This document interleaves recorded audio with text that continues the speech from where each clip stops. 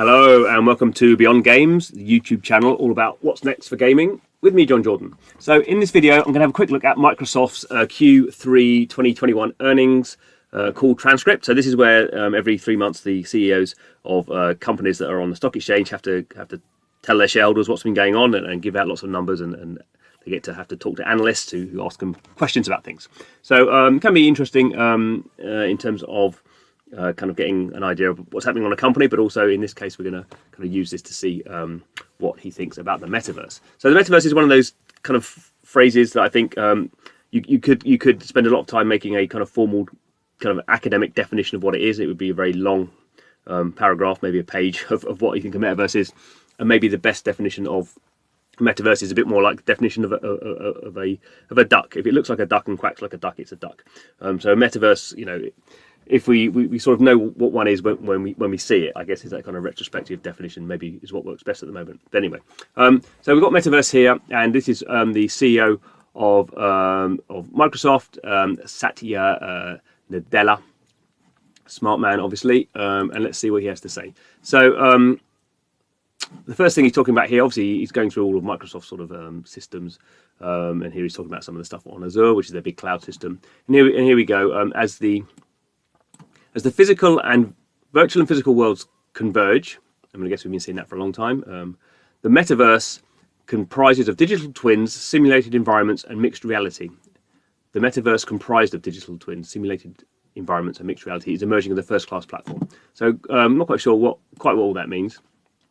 Mixed reality generally is VR and AR, where we're kind of mixing things together. Probably more AR than VR, really, because VR is all virtual reality. VR is virtual reality. VR is just digital. Mixed reality is interesting because it mixes together real world and virtual world. We have the simulated environments, which I guess is sort of the VR, the game sort of stuff. That's virtual anyway.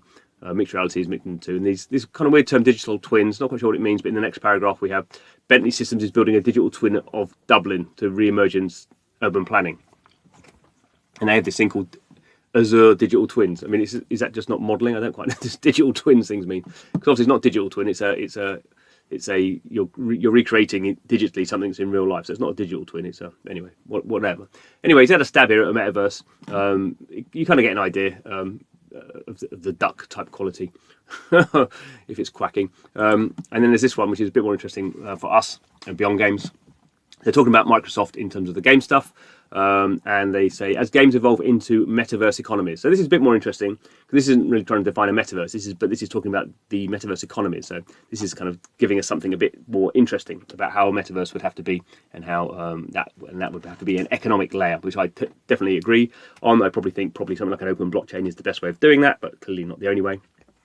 And what's interesting is Microsoft are saying, sort of, it's already here, and I guess there is this idea that the future is here. It's just unevenly distributed. That kind of famous quote from Neil Stephenson. And we could sort of say the metaverse is already here. It's just unequally distributed.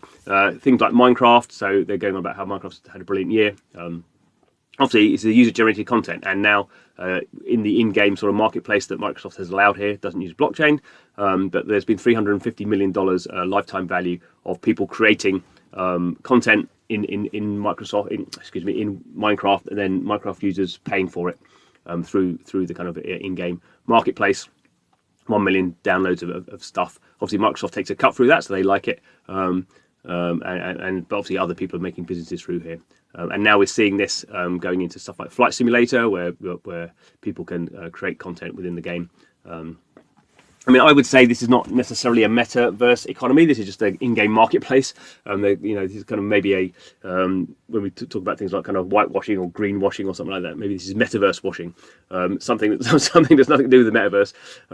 Because the metaverse, for me at least, has to be some openness. So the fact that Microsoft's running a marketplace that Microsoft allows people to use is not really metaverse. If it's just a marketplace that anyone can use, then I think we're getting a bit closer to it. But anyway. It is interesting that they're using it in that context, and Microsoft, obviously, sort of even games and stuff is not a big part. Consumer-facing products are not a big part of Microsoft's business at the moment, although obviously, a kind of a reasonable part of it.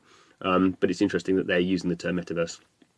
even in these slightly odd contexts. But I guess everyone, as I say, I think metaverse is a very slippery thing for people to define.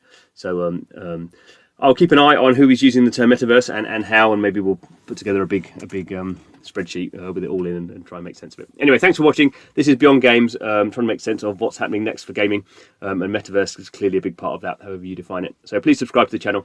Thanks for watching, and see you again soon.